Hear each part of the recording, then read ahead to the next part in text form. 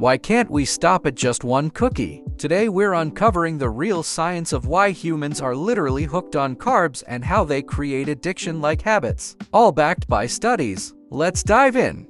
Carbs are the brain's and body's favorite fuel. Your brain uses about 20% of your total energy and runs almost entirely on glucose. That's why experts recommend at least 130 grams of carbs a day, otherwise you get brain fog, irritability, and zero energy. Tens of thousands of years ago, a sweet taste meant one thing: fast and safe energy. When our ancestors found ripe berries, wild honey, or juicy fruit, their brain got a clear message: eat as much as you can right now. Why sweet? In nature, sweetness almost always signaled ripeness and safety. Bitter or sour could mean poison. Sweet meant calories, vitamins, and water. Over millions of years, evolution wired our brains to reward sweet foods with a big rush of dopamine, the chemical that creates pleasure and motivation. Dopamine didn't just make us feel good. It said, "Remember this spot. Come back tomorrow. Do whatever it takes to find more."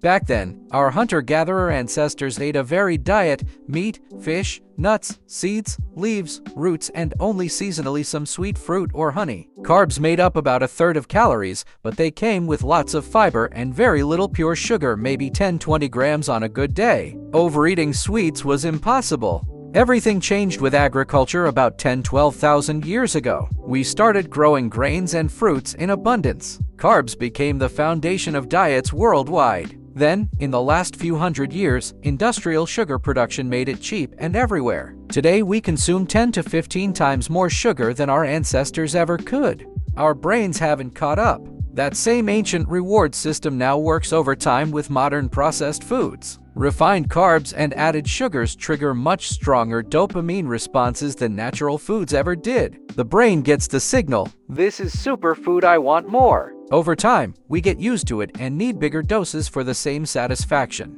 The good news: our brains are still flexible. Studies show that after just 2–4 weeks of cutting back on added sugars and refined carbs, cravings drop significantly, taste buds reset, and the natural sweetness of fruit feels intense and satisfying again.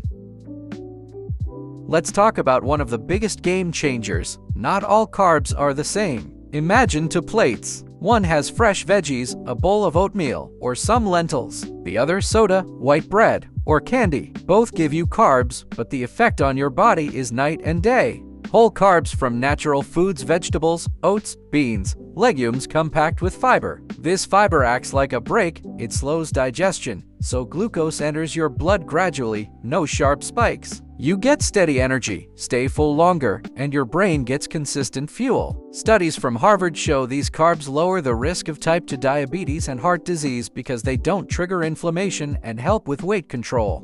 Ultra-processed carbs, though, they're a total roller coaster. In white bread, sweets, chips, or soda, fiber is stripped away during processing for longer shelf life and extra tastiness. Glucose hits your bloodstream fast, quick energy burst, insulin surge, then crash. You feel tired, irritable, and reach for more sugar. Food companies engineer these to be hyper-palatable. Sugar, salt, and fat combo bypasses your natural "I'm full" signals. We end up overeating without noticing.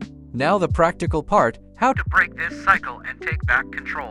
Here are 3 proven steps backed by research: simple, effective, and no extreme restrictions. First, never eat carbs naked. Always pair them with protein and healthy fats. Instead of plain fruit, add nuts or Greek yogurt. Protein and fats slow glucose absorption, flatten blood sugar peaks, and keep you satisfied longer. Studies show this combo cuts post-meal spikes by 30–50% and reduces snacking. Second, make fiber your best friend. Aim for 25–35 grams daily. Veggies at every meal, whole grains, beans, chia, or flax seeds. Fiber stabilizes blood sugar, feeds good gut bacteria for better mood and immunity, and adds bulk without extra calories. You eat less but feel fuller.